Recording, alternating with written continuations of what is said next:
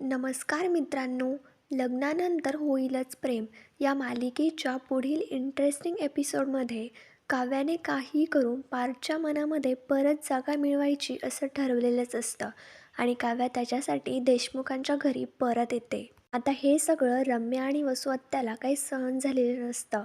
काव्या जे काही करते आणि रम्याने जे काही केलंय ते काव्या उद्ध्वस्त करून लावणारच.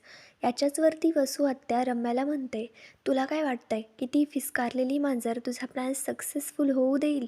पण ओव्हर कॉन्फिडन्समध्ये रम्यासुद्धा बोलते, ती जर मांजर असेल ना तर मी सुद्धा वाघीण आहे. रम्याने ठरवलेलं असतं, काही जरी झालं ना तरीसुद्धा मी काव्याला पार्थच्या जवळ येऊ देणार नाही.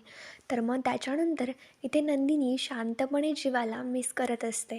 त्यांचे फोटोज बघत असते, पण मात्र जीवाने त्यांच्या दोघांचाही एक फोटो पोस्ट केलेला असतो आणि तो फोटो बघत असताना नंदिनीकडून चुकून त्याला लाईक जातं.